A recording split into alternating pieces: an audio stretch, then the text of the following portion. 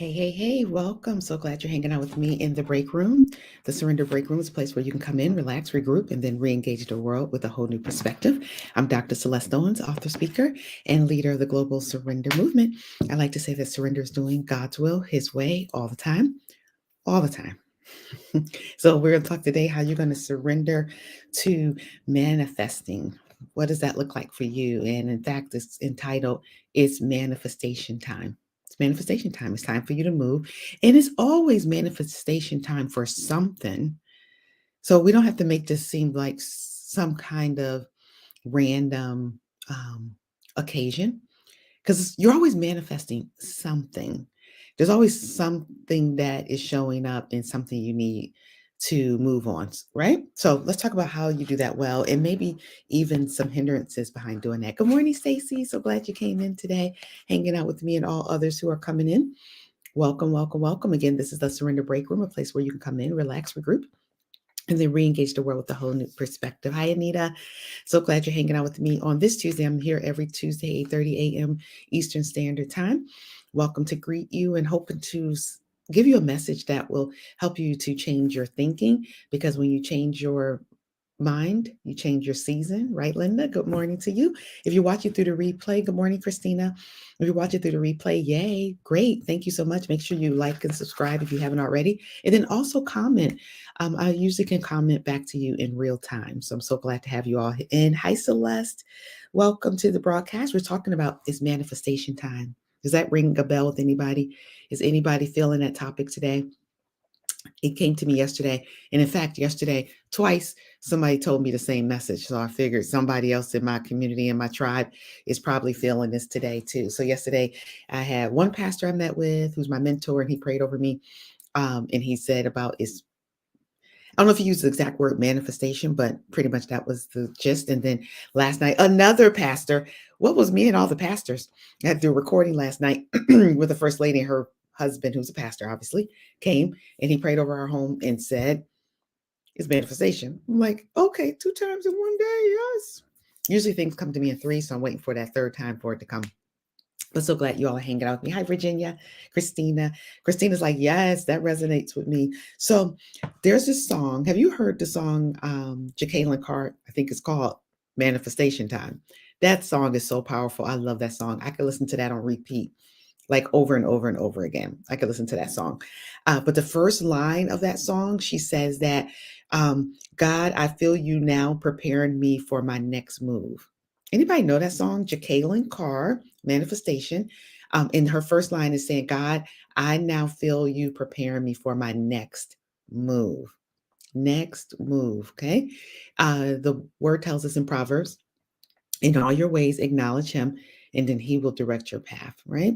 So you got to acknowledge him. So if you're waiting for God and you sense that your next move is coming, you have to acknowledge him. What does it look like? What are the things that you want me to do? Good morning, everybody. Diane, Lorraine, Ken is here. Good morning to you all.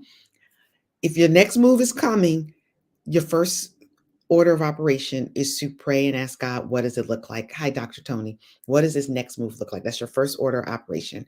It's not run out, figure it out yourself, figure it out on the fly. Maybe ask God once it's messing up. No, right away asking. Hi, Gwendolyn. Welcome. So we're talking about is manifestation time, and God is preparing you for your next move. So what does it look like? Um, OMG. The book I wanted to quote is not sitting here with me. Man. So anyway, I got this book from Apostle Joseph in Ghana. It's a great book. It's a 30-day devotional, and I've been reading it. But now I realize I didn't even put the book next to me. I wanted to read something out of it for you. You see, I keep looking around like it's going to just manifest. Ooh, come on, book. It's manifestation time. Come on. It's not coming. So let me see that. Let me see if I can remember what the book said. So one of the things it talked about was putting a date. Like if you are just acting like you're going to do something, just giving lip service to it, and you haven't really actually put a date to it, then yeah, you're just talking. I'm saying it wrong because that's not exactly how the book said it, but that's the gist of it. You're just talking. when you don't put a date to something, you're just talking. So I remember when I worked in Baltimore, and I remember the first parent who came in that I spoke with, and she had a ring on her left finger. And I was like, "Oh, you're engaged?" She was like, "Yes." I was like, "What's the date?" "We haven't set a date." "Hmm, okay, sure." I let that one slide. Okay. The next time a parent came in, "Oh, my fiance, my fiance, my fiance." "Oh, you're engaged? When is the wedding?" "Oh, we haven't set a date." Then I started realizing, okay, is this a pattern? What in the world? Why we wearing rings? Why we saying my fiance? See, some of y'all might be stepping on your toes. You're like, mind your business. But I just don't get it. Because when I got engaged, we set a date. So there are some of you, you're engaging upon some things. You're coming across some things that are going to be new, some things that are going to have to manifest in your life. And some of you aren't setting a date. Do you know how important it is to set a date? Because if you don't set the date, time will just fly by. Don't you know that? Oh, I'm gonna get this degree, or I'm gonna write this book, or I don't know. Thank you, Shantae. Let me put that up. Thank you, Shantae. Come on now. If you're not putting a date to it, it's manifestation time. Put a date to it. Even Jesus said to Judas, what did Jesus say to Judas? Because I was like, wow, really, Jesus? He was like, pretty much is what he said. Hurry up and make haste what you about to do. You know what you about to do. Go ahead and go do it. Hurry up. It's tonight. Goodbye, Judas. Bye-bye. And Judas was going to go set up the betrayal. I know Judas was like, I'm thrown off because do you know what I'm about to do? You just told me to go ahead. I'm confused. Judas, don't be confused. It was already prophesied. Unfortunately, you were the one. Judas even had a date. It was that night. Even Jesus is knowing that divine order, divine providence, divine instructions have a date to them. Even Jesus knew that. Jesus was like, get to stepping, Judas. I already know what you're doing tonight. Goodbye. Manifest, Judas. Ooh, wow. That must have been rough to tell somebody to go get set up to betray you. Wow. So, and what's interesting too? We set dates and times for other things, but when God is putting something on our heart or there's something that needs to manifest through us, we just get all scary and willy-nilly. But we set dates to other things. So it's not like setting a date is weird. Because I know some of you are like, oh, I don't want to be all putting God in the box. You set dates for other things. Do you just show up to the dentist anytime you want? Oh, I think I'm going to go to the dentist today. I'm in the neighborhood. Let me just show up. Stop playing. You know good well you set a date and a time. And then you write that date down or you put it in your phone and you even set a reminder. Ooh, what?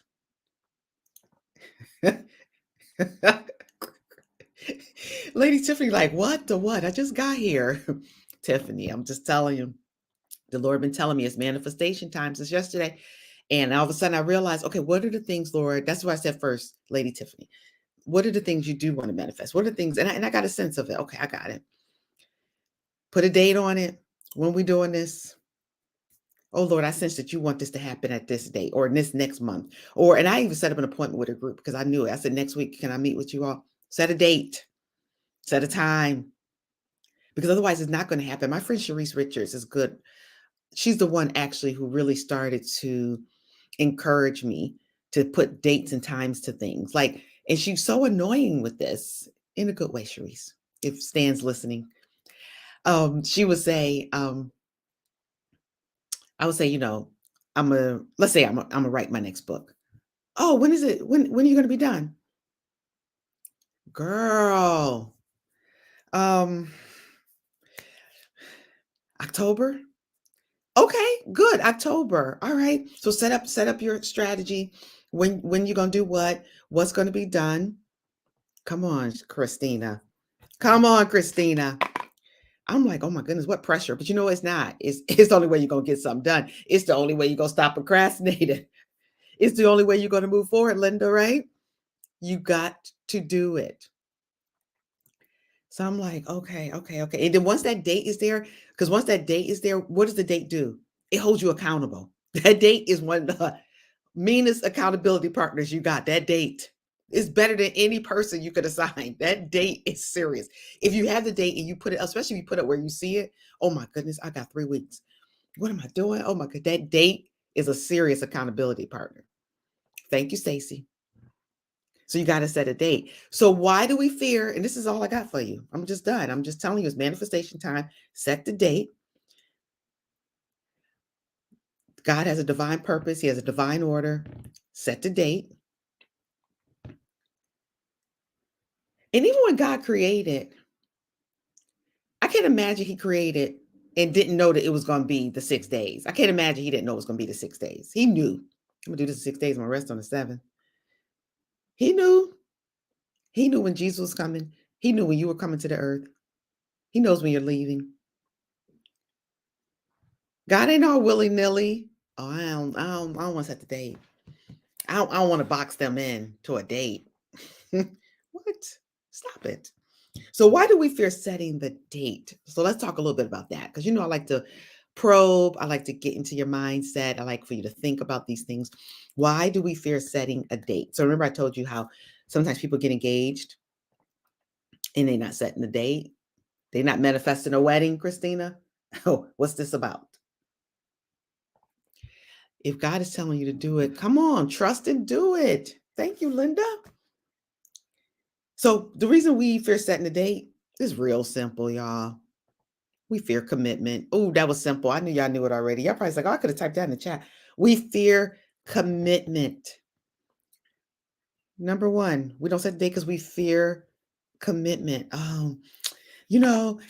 First of all, you get real spiritual. I don't want to box God in. He might want to do something different. Okay. Sure, but that's why I told you to pray first. When God, okay, you want me to do this in the month of June? Okay, God help me because I'm afraid, but I'm gonna put it out there. Commit is not a bad word. You need to do it. And sometimes if you get to that date and you're not quite there, okay, at least you tried. At least you tried to get there. And I bet you're closer than you would have been if you didn't make a date at all. So make a date. When we made our initial wedding date, I don't know if people know this, but we made our initial wedding date, which is supposed to be sometime in like October.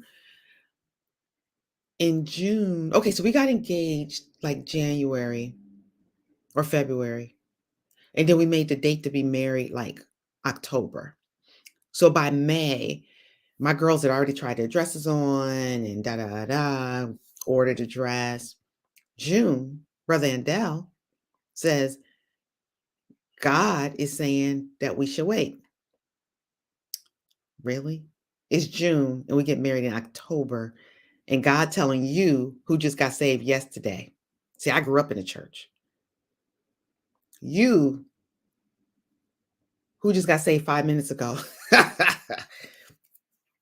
that we should wait. I said, you got cold feet. I'm done. I'm over with you. Goodbye. No, I want us to get married. We could just make a new date. Goodbye. Come on, Anita. So then I talked to my mother, who's so sensible, Lady Melinda Chisholm, who's like, oh, he don't want to get married anymore? No, Ma, he moved a date. He said, God said, wait. I'm not doing this with him. My mother's like, okay, he said 5 minutes ago, he just got saved. He just signed his certificate at church for the baptism. I mean, he just got saved. But God said, but you know what, man, that brother was right. Man, that wait was for me. I don't know if it was for him. That wait was for me. There was some growing I still need to do in order to be prepared as a wife. There was some growing. There was some ways in which the Lord really needed to minister to me in the area of self-worth and self-esteem. That was a good wait. But anyway, my mother convinced me to just set a new date, and we set a new date for June 23rd. Actually, just June 23rd, it'll be 21 years. And the rest is history, right? So sometimes the date might change. There's no condemnation in that. There is no loss because at least you tried, and then just make you a new date. But the whole point is to make a date. Don't fear commitment. Don't fear. That was number two. Don't fear commitment. Number one. Number two is don't fear if if the date you don't quite make it there, but try your best. Move towards that date. Start making things happen. Like I was getting my girls prepared. We got our bridesmaids dresses. Like get prepared for the date. Don't act like it's not going to actually happen. Hey, John. In from the Middle East, as always, is an honor. Oh, thank you so much, John, coming in from the Middle East. So appreciate you. I think you know about us from Maureen, our mentor in Kenya. So good to have you here. Linda, God will let you know if you are not moving. Right, exactly, Linda. That's what I love. That's a very surrendered comment. Because you said it, you move forward, and then let God say, "Ooh, not quite right there, Linda. Linda, that's a little too fast. I didn't mean, June. I meant September." Right. You just surrendered to God. Preparation before the manifestation. I like that right there. That's tweetable, Stacy. Preparation before the manifestation. That's good stuff right there. So that's all I got for y'all. I told you I won't hold you up today. Besides the fact I forgot the book where I was going to read like 3 quotes. Oops. Sorry, Apostle Joseph. I was going to quote from that book because that was a good read for today. But pretty much he was talking about set the date. You have a mandate, so set the date. That's what he was talking about today. That was really good. So anyway, love you guys much. Let me do a quick commercial, please, and thank you. I have a class coming up June 5th, Defeating the Fear of Rejection. 50 plus of you have already registered. I'm so excited. I cannot wait to do this class, Defeating the Spirit of Rejection. I think I said something wrong. Defeating the Spirit of Rejection, June 5th. It starts 4 Sundays, 6 p.m. Eastern Standard Time, recorded for those who can't make it live. But our classes are really off the chain. Like God comes and moves in an amazing way. I have this spiritual, I have the ability, God has given me the ability or the gift. I don't know if you call this a gift of deliverance. So deliverance happens. So if you aren't registered, make sure you register. You can go to surrenderuniversity.com, learn about the class, get your book. Your syllabus is going to go out today, God willing. I know you guys are like, where's our syllabus so we can start? But make sure you get your book if you're already registered. Destroying the Spirit of Rejection. John Eckhart. Destroying the Spirit of Rejection. All righty. Go ahead and register. SurrenderUniversity.com. When is the last day to register? The registration date, the last day to register is maybe like June 2nd or something, but what am I trying to say? There's the registration fee will increase after I think May 20th or something. So make sure you get done if you can. The registration fee will increase to the regular rate. Right now it's at a discount. Thanks for asking that question, Christina. Come on, Gerald. There we go. Cynthia, yay. Cynthia's like, I'm going to be in the house. The class will be amazing. I can't wait to teach it. Love what you do. Oh, thank you, Celeste. I appreciate you. Continue blessings to you as well. So love you guys much. Stay surrendered for life because there is no other way to live, no other way to manifest the abundant life that God has for you. And I look forward to speaking with you again. If you want to catch me tomorrow noon, there's an oil for that. We always have so much fun in that class. And if not, otherwise, I'll catch you next Tuesday. All right, you all be blessed. Bye-bye.